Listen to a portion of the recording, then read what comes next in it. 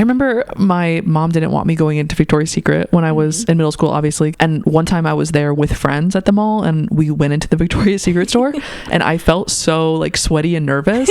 I was nervous. I was like, obviously my mom wouldn't let me in here. Like, of course she wouldn't let me in here because this feeling I'm having is such a clear indicator that there is something sinister afoot. Satan is obviously in this room. In this Victoria's Secret. Or I wouldn't have to pee so bad. Did you grow up religious? I did not grow up especially religious. My family was Christian, but in the like occasional Sunday school Easter, Christmas church. Yeah. Did you have an online atheist phase? A tiny bit. Okay, which I know is so insufferable. I was in comment section. Yeah. I was in Facebook groups. I think that's so valid. Like as a growing up person, to be like, there's something wrong with all of this. Hey guys, do you think this is maybe bad? Me going to like very conservatively religious Facebook groups and being like, actually, I think like no one's listening. Which is also so brave of you to be like a young person in that community to like really break away from it. So brave. So cool of you. Did you have other people in your life who were like on a similar path, or were you like trailblazing?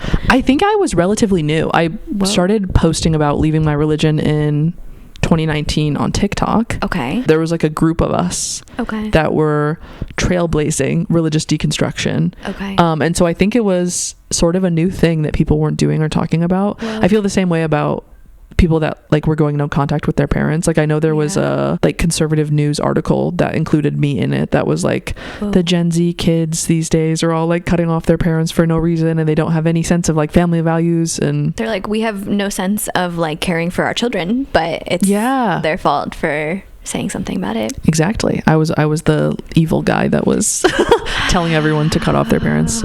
But all of my audience, it's so funny, I feel like all of my audience is pretty much gay or religiously traumatized, so they were like not wrong that I was telling people not to talk to their parents. I don't know, I don't think I was ever, this is just me rambling, I don't think I was ever telling people not to. I was just making it clear that it was an option. Like I think you don't realize that. So beautiful. Especially at the time. I don't think anyone had ever presented to me the idea that like if someone was hurting you, you could leave. How trailblazing to like have that articulated to you. Just like if someone is being mean to you or hurting you physically or you're not safe around them, you can just just remove yourself from them. And so I don't think I was ever like evangelizing not speaking to your family, but I think it broke people's brains a little bit that it was an option. Which I have known people who have done that, and pretty much universally they've all been older than you were. Like to do that at your age is very unique. Thank you. I got really sad when I first started posting everything because I got some DMs at the time. This is so earnest and I'm sorry, but I'm feeling serious today. I feel so honored. I'll be silly later, I promise.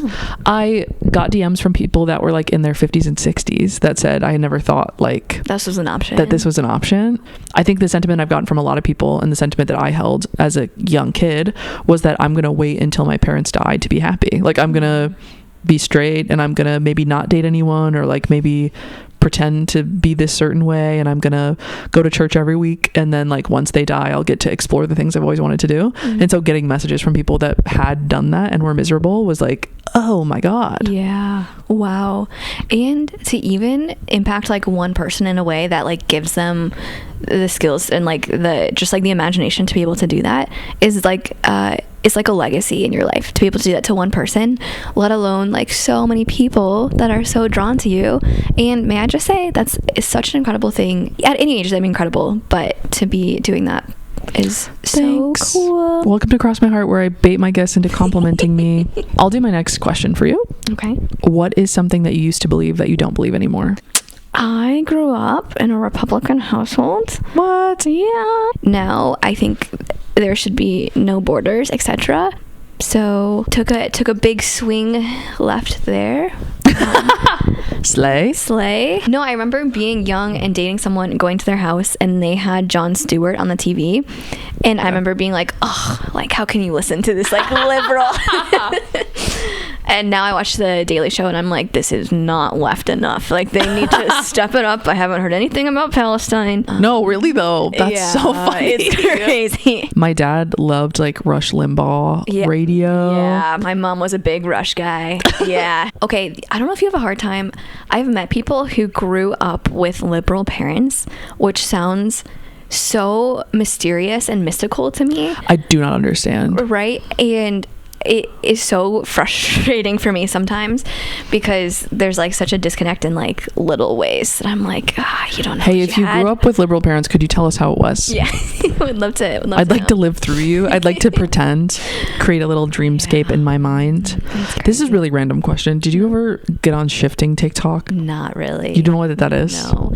I'm faintly familiar with it. That was like years ago. It was like freaky COVID stuff. Yeah. And it was like it was essentially, I think, like gay people in 2019 that were really sad, and they were writing up like fan fictions that they would try to dream into existence. Like they would try to go to sleep and then shift into a dream universe is what it was called. So they would write detailed descriptions of a universe. So like Harry Potter or Harry Potter where everyone was gay. I was mostly just doing the Harry Potter ones.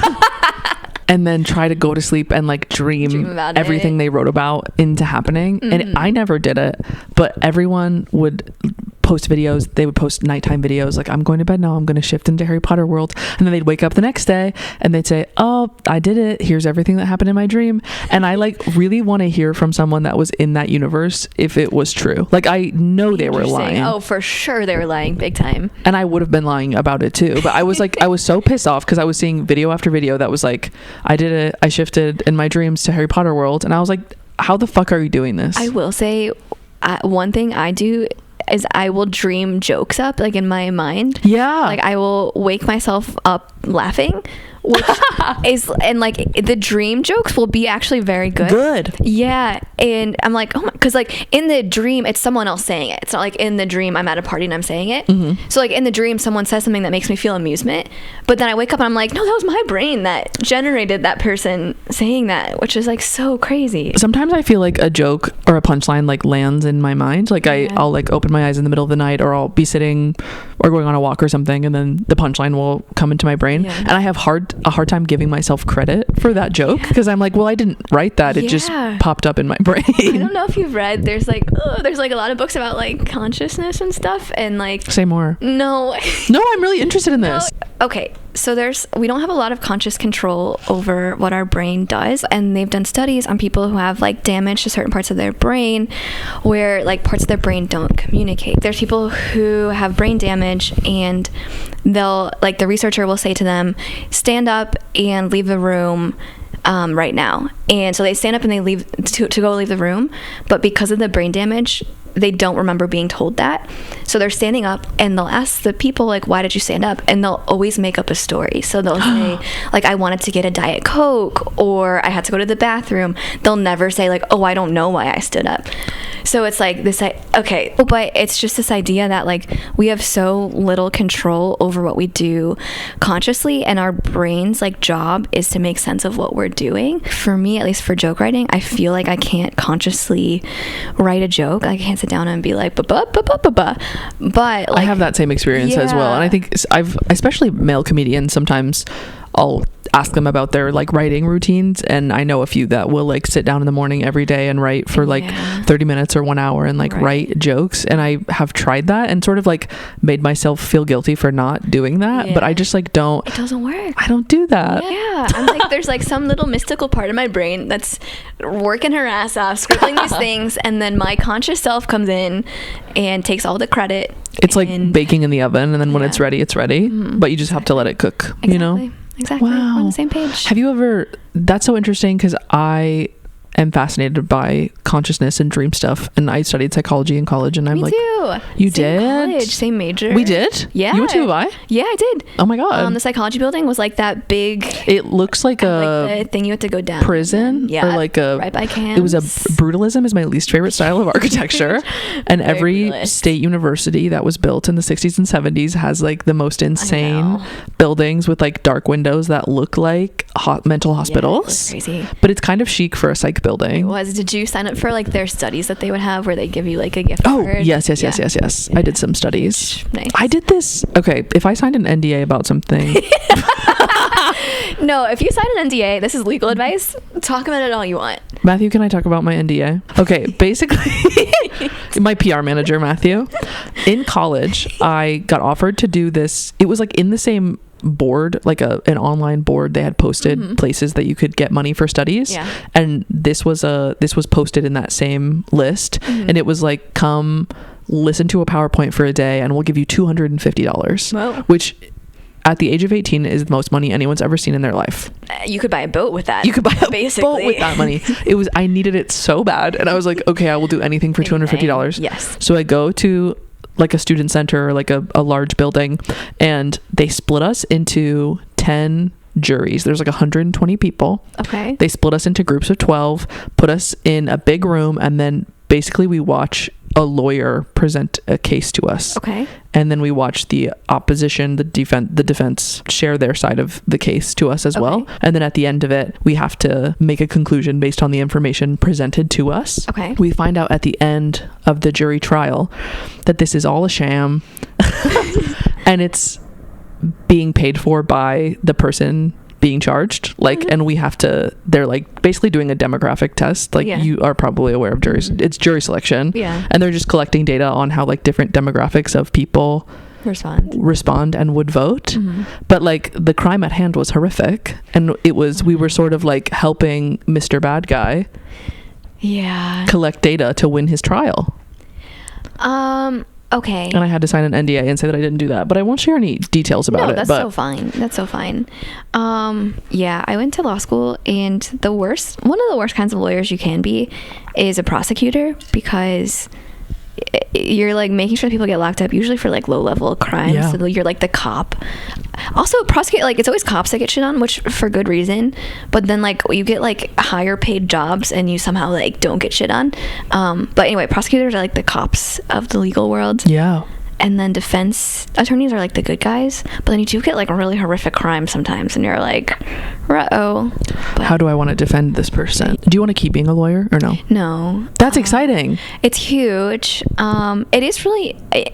I like having a law degree. I don't regret having it. I think it transfers to a lot of things, and then I can help people. Like occasionally, like someone has like a landlord problem or something. If I'm in jail, I call you. Exactly. And then we do like a bit, and I say, I didn't study criminal law, by the way, but I'm already there. We're having a good time. But yeah. Have you? Okay.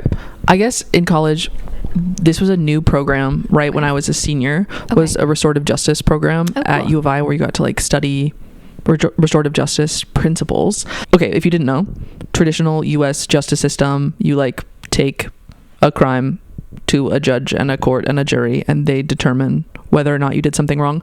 Restorative justice is either like an alternative or a supplement to that. It's like really rooted in indigenous practice, and like you've probably heard of like restorative circles. Like people will sit in a circle and talk about what happened and what their needs are, and like a pretty tangible example for me is like we heard about, or I got to sit in on a circle of someone stealing a painting from a woman's car, and so one of the options was for him to go to jail for a long time, and one of the options was for him to pay back the cost of the painting. And like they sort of like, it's a way of dealing with things one-on-one, maybe without the interference of the court.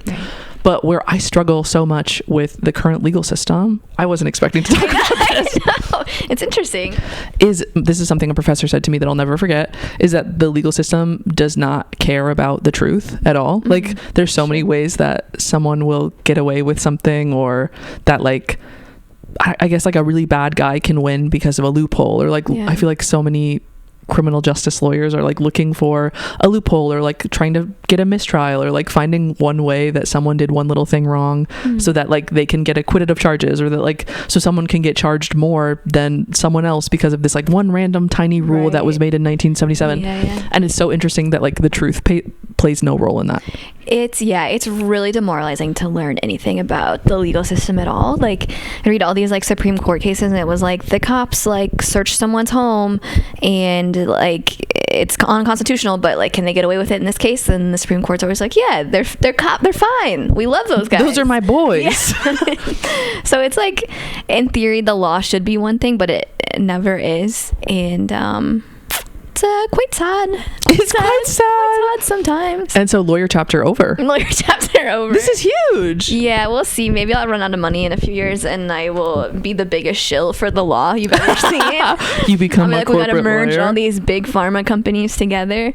I've always said that about being a Christian comedian. I think maybe just grift. I go back because I think that's what's so fun about them is that they'll always have you back. They always will. You can always say, I'm so sorry, I forget. Like they love rags to riches. All those mean things. I'm sorry that for 5 years I built up an online community of people who are very deeply hurt by the church and hate the things that you've done and tried to make their lives better and build community. I was wrong for that. I didn't mean it. What am I, an idiot? I'm not gay. Let me back in there. I could do a JoJo Siwa situation. You really could. Pull a real JoJo. I think she's going to be religious soon, if she's not already. I think that's coming soon. She has to be. I assume she was already. I wonder what happened. Do you know any details about that? I just know that she came out and was dating like a 40-year-old man. So sudden. Because she was like really gay. Like she was performing gay in the way that I was performing straight in high school, if that makes sense. Yeah, that's a really good way to put it. She had the short little haircut and... Yeah, that was such a one. That's so jarring. Big shoes. There was another big figure who did a really similar pivot recently that I can't think of. Oh, Fletcher?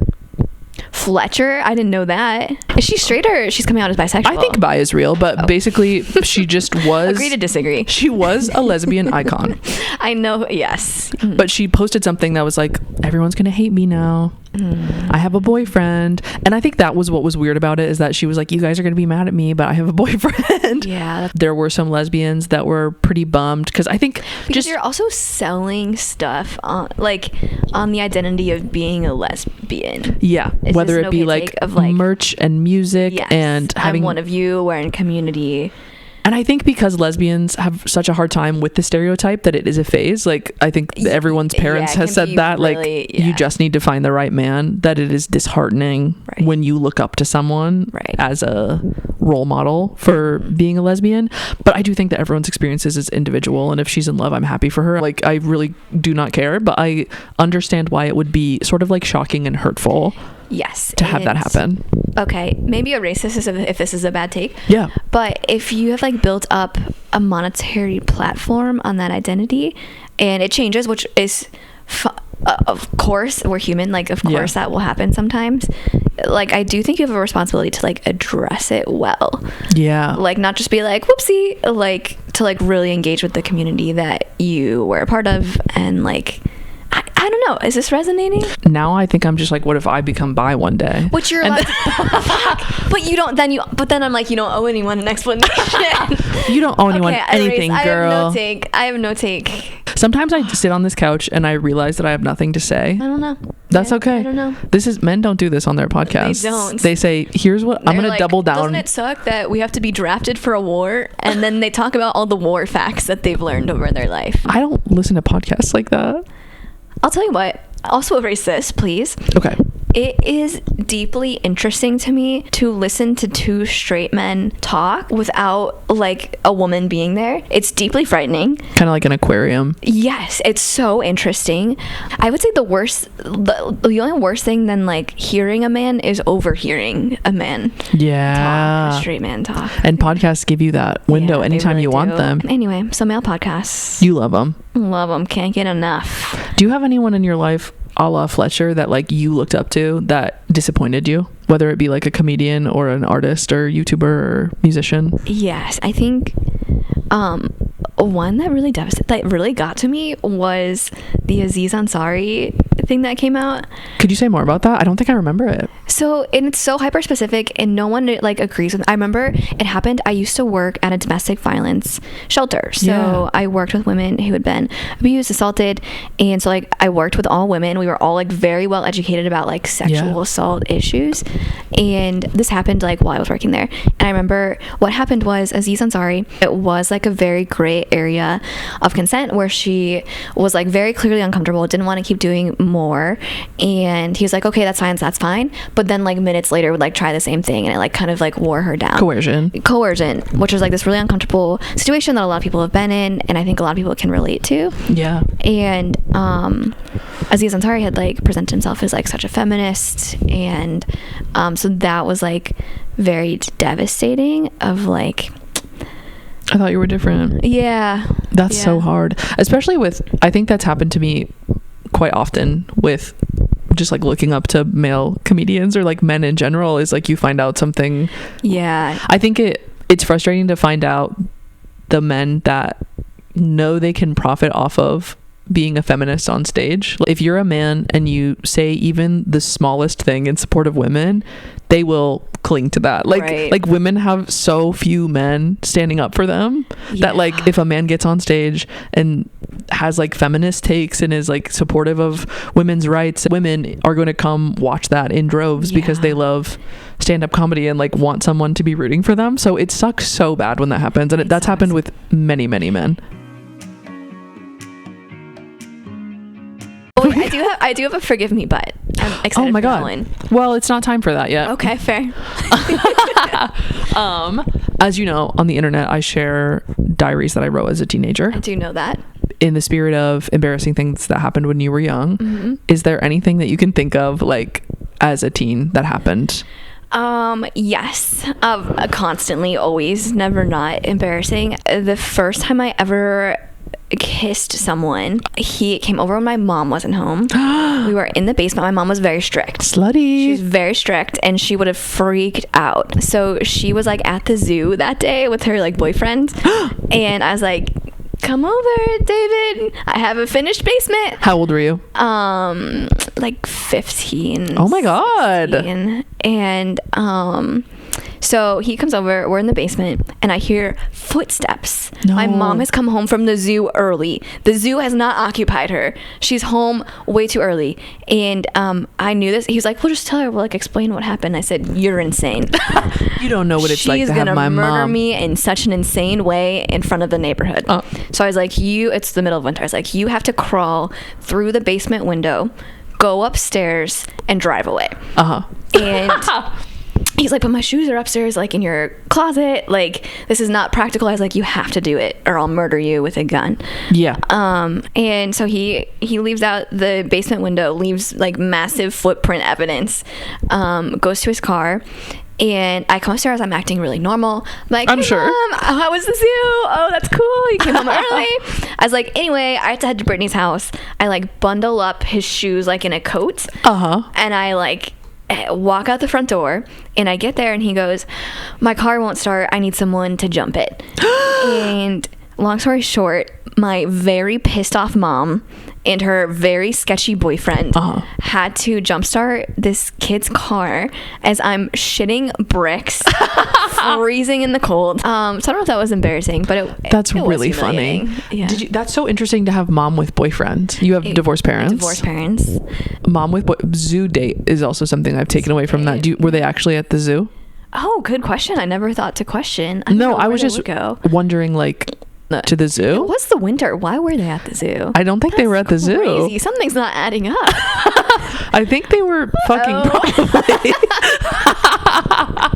They're at the Rush Limbaugh conference doing hand stuff. What's your teen story? I've told all of them on the internet. I don't think I have. There's one that I don't think I've told. Okay. This isn't like an embarrassing story, but in high school, Matthew, my best friend, currently sitting across the room from me, Matthew wanted me to sneak out. Whoa. I was starting to venture into the world of like, maybe I will disobey my parents. And so he took me to a trampoline park. Whoa. At like 11 p.m. It was a 24-hour trampoline park. Oh, jackpot. In Peoria, Illinois, which is like 45 minutes away from our home. So I like snuck out to this trampoline park. I think I said I was babysitting or like house sitting or something. So my parents didn't know where I was supposed to be. But his mom, when we got home, thought that we like had gone out to a party and was drunk. She was like totally fine with it. She like she wanted me to be drinking. Like she was hoping. She's like, loosen up. We were like probably not the coolest, most social kids in high school, but Matthew's mom wanted us to be. So she was like excited that we had been partying, but we were just at a trampoline park. Everyone there was like 6 and under. There was like a child's birthday party happening, Yeah. but that was probably my big like sneak out scandal. That's crazy because I did the same thing. I would sneak out, but it would be for like the most innocuous thing. Like I was not invited to a party. It would be just me and my friend Brittany getting something from McDonald's and being like, hey, like we weren't supposed to do that. I'm trying to think. I had one more. I was just looking at you and I had one more story that I forgot about. Weird thing I did in high school. I made sex collages. Whoa. With my tell me homoerotic more. best friend. Okay. I need to know more. Talk very fast. Okay, so me and the girl that I was in love with in high school, Of course. would make collages together. Interesting. But they would often be sexual in nature. Of course. Because all of the hormones, all of the religious rules, like I think it was how we would express our sexuality. We would get magazines out, my sister's like People magazines and stuff. We would cut out boobs, of course, like any words about like legs, collarbones, like the word sex, and we would like cut out every sexual phrase from the magazine and then paste them onto a piece of cardboard and then swap. Stunning. Which is basically, I think it's worse than having sex. No. Was it like a collaborative effort? Like you both knew what the other person was doing, or it was like private and then you would exchange? Private and would exchange. Whoa, so you're like, she's gonna love this pair of boobs specifically that I've cut out. I know the type of boobs she likes, and I picked these out for her exactly. We went perky this time, and she's gonna lose her mind. That's what I hate about lesbians, is that they somehow figure out how to do something worse than sex. Like something that is not sex, but so much more intimate. Did you ever have women relationships like that? First of all, let me soak that in because that's so you need to sit with the sex collages for a minute. Process that for a minute. I hid them. How many collages did you make, would you say? I probably had 3. Describe the emotion that you felt like as you're preparing them and you're like, you're gonna exchange it. Oh, horny. Yeah. No mystery there. Oh, horny and excited about that. Yeah. Did you have anything worse than sex that happened with a woman that was intimate? Nothing juicy like that. It was pretty standard. I was thinking about this recently also, and it's that girls can also be perverts. Like, why do men have to like corner the market? Obviously not not pervert evil, but like pervert chaotic like, neutral. Pervert neutral. Of like very deep knowledge of another person in a way that's very embarrassing. Okay. Can you say more about that? Can you define, do you mean like sexual in nature or? No, I just mean like taking a crush like to the extreme. I think girls are pioneering taking a crush to the extreme. I think so too. But they're not getting enough credit. No, I think like if you look at fangirl culture, like the way that women convene online to like be obsessed with specifically male musicians, like looking up their star signs and finding out if they're compatible, like reading their tarot to find out if they'll end up with Harry Styles, and being good perverts, shifting into the One Direction cinematic universe, such that you are married to Harry Styles. Of course. Like I think women are the original good perverts. They're doing perversion so well, so perfectly, and everyone would do well to take a page. Oh, absolutely. In college, one of my first like girl crushes after I was I was thinking at the time that I was bi or gay, invited me to her apartment to watch The L Word, by the way. We hung out, we got coffee. I didn't know if it was gay, but she was like, hey, do you want to come back to my house to watch The L Word? Which I think is like, pretty. We're just going back as friends. I think that's pretty much lesbian code for like, do you want to have sex with me? If someone says, do you want to come back to my apartment and watch The L Word? We go back to her apartment and she is making disco balls. Of course. So we don't have sex. We sit in front of her TV, watch The L Word, and somehow that's worse than sex. So much worse. Hand make disco balls together. That's so cool. Putting like thousands of tiles, like gluing them meticulously, finding out all of her hopes, dreams, secrets, and fears. How many more times did you see her after that? Many more times. Oh, okay, that's incredible. Women are crafting instead of sex, and it's scary. That's nuts. That's beautiful. Sometimes put the Mod Podge down, you know? Sometimes you can just ask her to kiss you. No, you need more Mod Podge. When you were younger, were there any signs looking back that you were gay that you didn't know at the time but now are glaringly obvious? Yes. The Victoria's Secret commercials. Yeah. I would get so nervous. I'd be like, everyone here knows that something very serious is going on internally, and my secret's gonna be out. Everyone knows I have to pee really bad right now. Everyone knows I'm acting so odd, and they can tell. I think that's a big one. I remember my mom didn't want me going into Victoria's Secret when I was in middle school. And one time I was there with friends at the mall and we went into the Victoria's Secret store and I felt so like sweaty and nervous. I was like, obviously my mom wouldn't let me in here. Like, of course she wouldn't let me in here because this feeling I'm having is such a clear indicator that there is something sinister afoot. Satan is obviously in this room. In this Victoria's Secret. Or I wouldn't have to pee so bad. Or I wouldn't be so sweaty right now. Yeah, the problem is Victoria's Secret, of course. That's such a classic. I know like gay men usually have the looking in the underwear aisle at the boxers. Like I know Victoria's Secret, it would be like one big wall is just a boobs. Like it's just a bra. And I would just like dissociate. It was just like mannequin, like very opaque, vague shapes. Did you have a sit outside while the girls are shopping, Dad? I guess your parents. Yes. That was always a crazy phenomenon to me. Is like men that, like women would be shopping and they'd be like, "Well, I'm gonna go because you're looking for bras." Right. I can't possibly be in here without masturbating. So I've gotta sit on the bench. Sorry, ladies. But like, what an insane. The same vein as men that like won't buy pads or tampons for their daughters or wives is just like, I can't imagine. What sort of feeling does that give you in your body that you have to leave? And I would not want to look under the hood of that. No. That's a mystery. I'm not checking out what's going on under there. Let's keep that. That's a separate box. I think that's enough confessional questions. It's been a long time. Confess. And most of it I can't even use. So that's really good. Would you like to do my next segment? I would love to do your next segment. Okay, my next segment is called What Are You Starting a Cult For? And I want you to tell me something that you're obsessed with. Okay. So Lauren. Yes. What are you starting a cult for? What am I starting a cult for? I'm starting a cult for covering your mouth and nose when you sneeze and cough.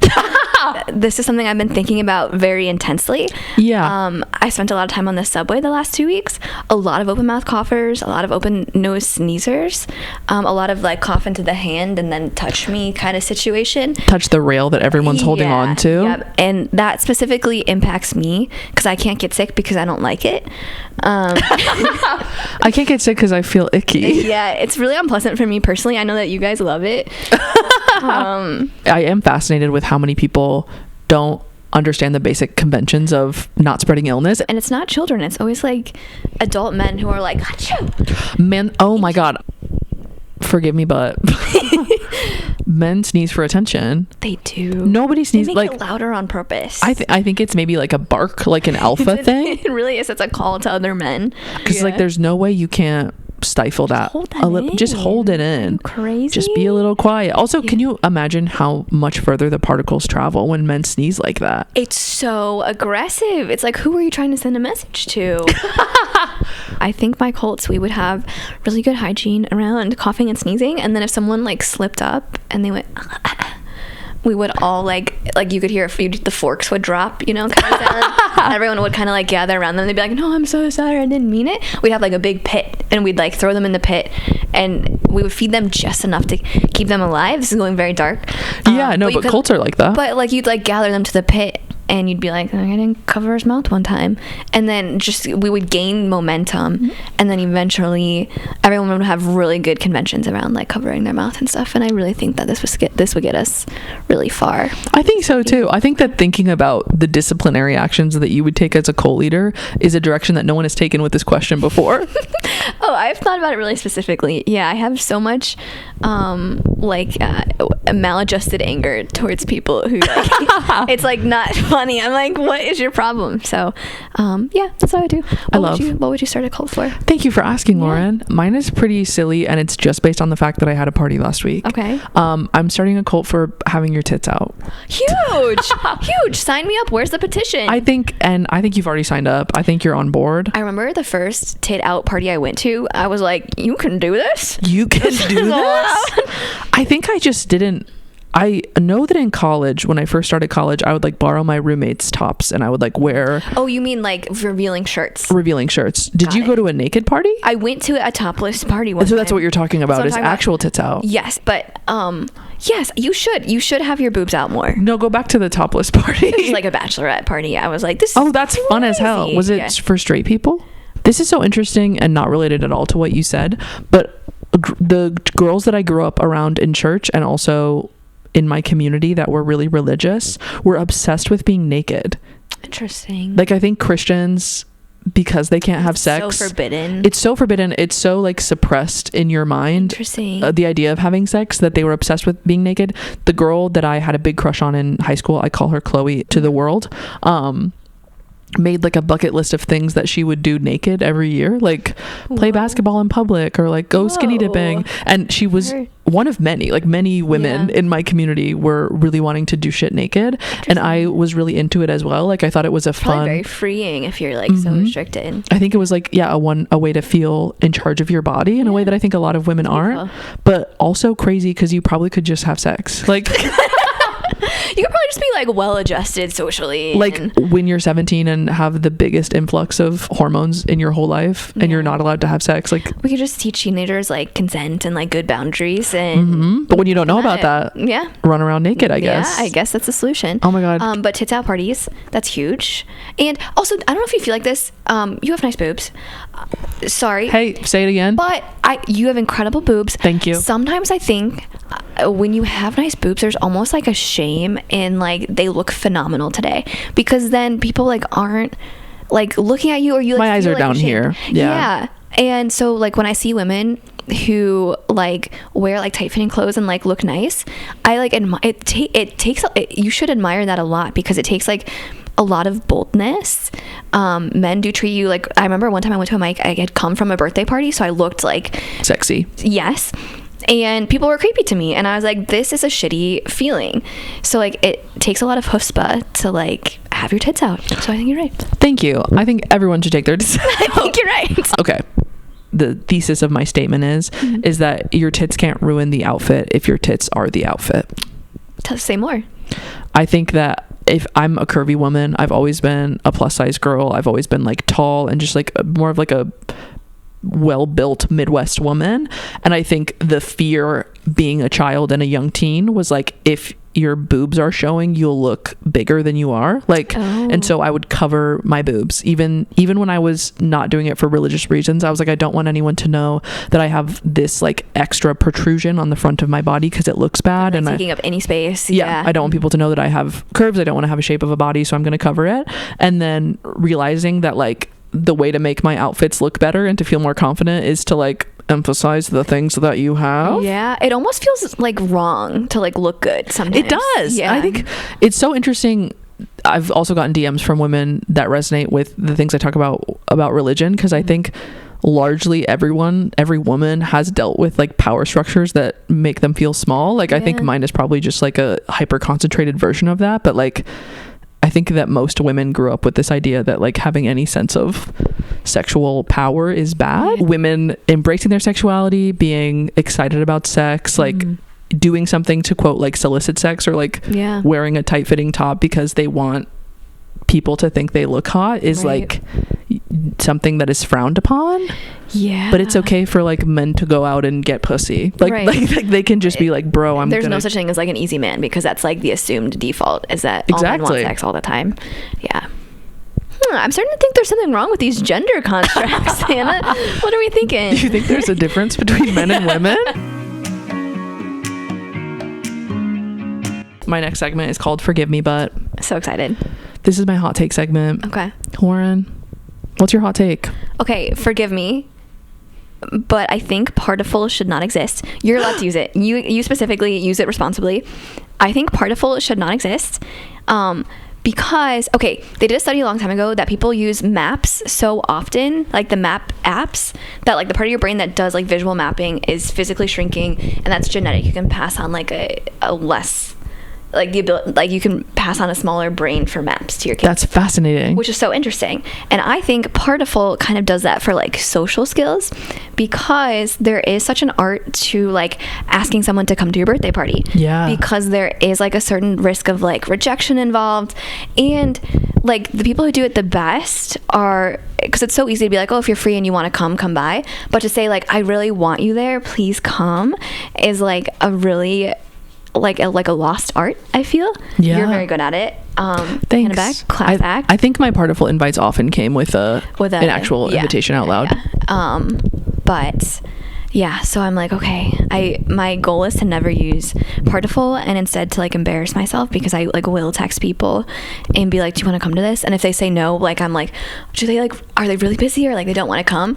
And I think like overriding that is like a skill you need to have.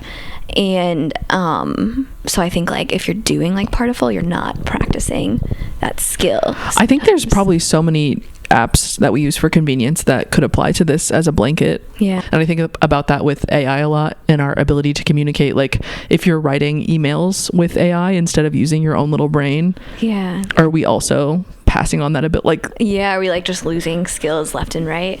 Which probably not, right? I think that everything we've been saying so far ends with something sad. Have you noticed that? I'm sorry, it's Bummer City. Bummer City. What's your forgive me but? Do you have a sillier one? AI, no, I'm kidding. AI is bad. Good. No, forgive me, but the Big Bang Theory cinematic universe, the BBTCU, is incredible. Oh yeah. Okay. Interesting. We've got Chuck Lorre as the producer. Okay. A famous producer, fantastic television producer. Okay. I'm creating Big Bang Theory. Then we do spin-off Young Sheldon. Okay. That's which hot take. We've all seen on TikTok. Have you pretty much seen the whole thing? Not the whole thing, just occasional clips. But you know the premise. Then we spin off again into Georgie and Mandy's First Marriage. Have you heard of it? I have not. It's a Paramount show, but they did a spin-off of a spin-off that they're now on like season 4 of, or season 3 of, or something.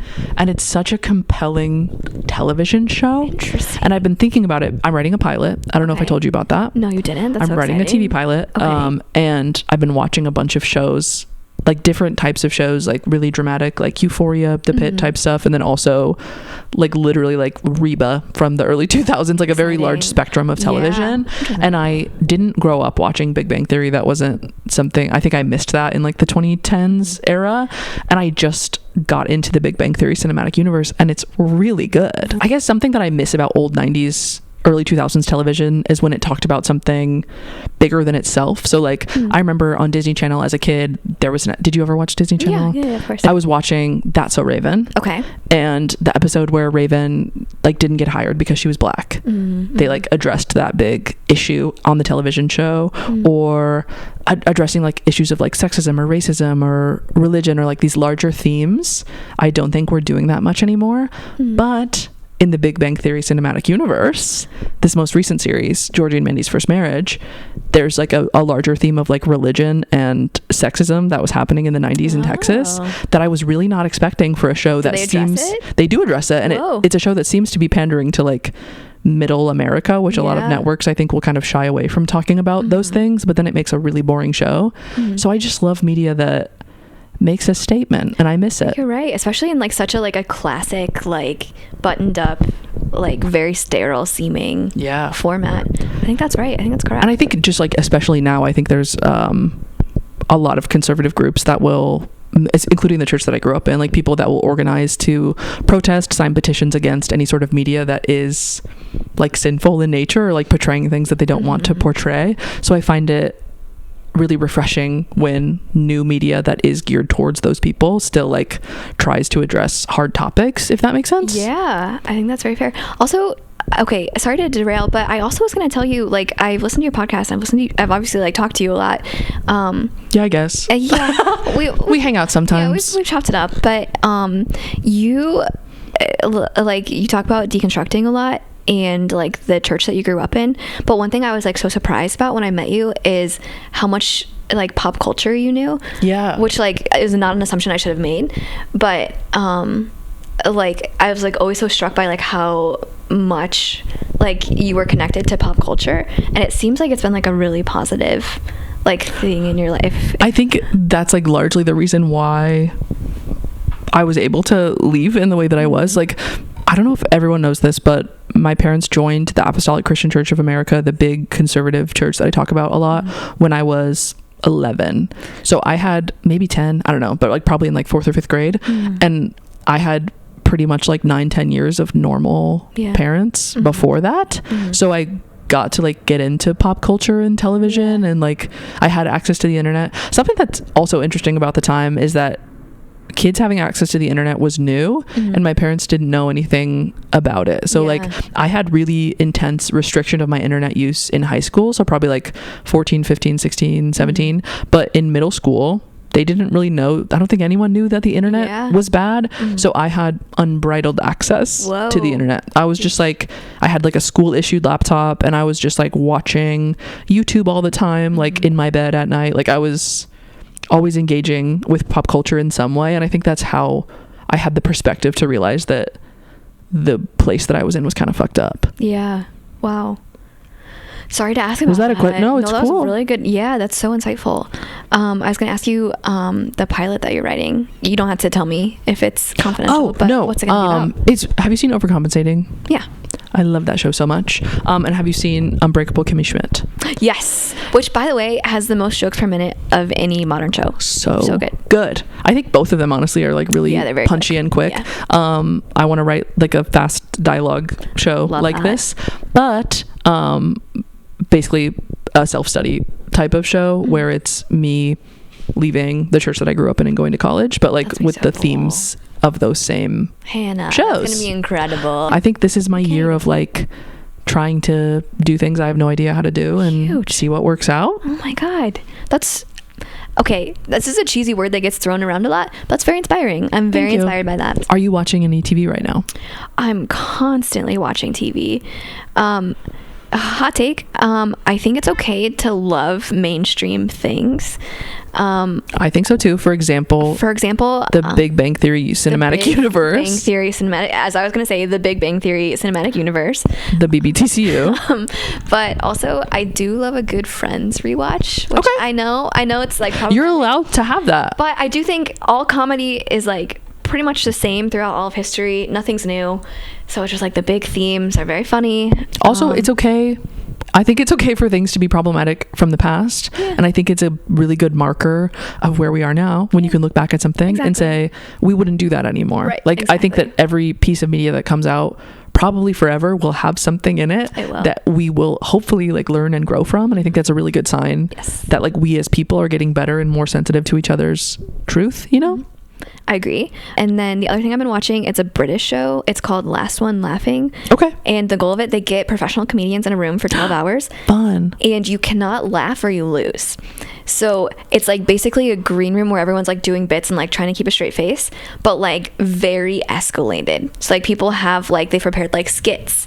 So it's like they're comedians at the top of their game, like doing the most absurd, insane things. That's so fun. And then no one can laugh. And it's such a good concept. So that's what I've been watching. I love that. Oh my God. Where can the people find you?